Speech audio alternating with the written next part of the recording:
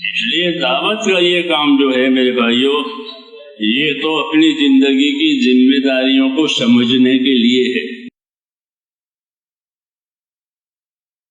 یہ کوئی تحریک نہیں ہے جیسے دنیا میں تحریکیں چلتی ہیں،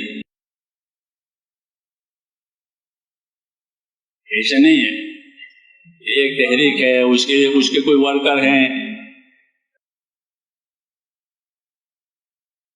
بلکہ اپنی زندگیوں کی ذمہ داریاں سمجھنا، انفرادی طور پر، اجتماعی طور پر، کس حال میں کون سا دین چاہیے، کس حال میں کون سا عمل چاہیے۔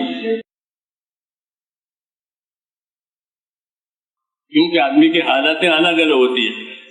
عام طور پر 4 حالتیں ہوتی ہیں۔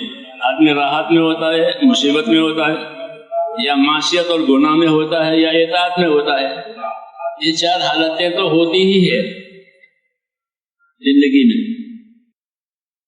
ان چاروں میں سے کسی ایک حالت میں آدمی ہوتا ہے، یا معصیت اور گناہ میں ہوگا، یا اطاعت میں ہوگا، یا راحت میں ہوگا، یا مصیبت میں ہوگا۔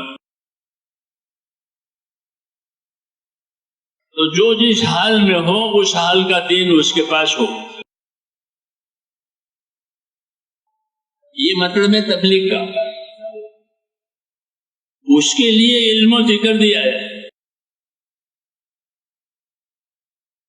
اس کے لیے علم و ذکر دیا ہے کہ تم جس حال میں ہو، اس حال کا دین تمہارے پاس ہو۔ بیمار ہے تو بیماری کا دین، جسے بیمار میں بیماری کا کھانا ہوتا ہے، پرہیز کا کھانا بھی ہوتا ہے،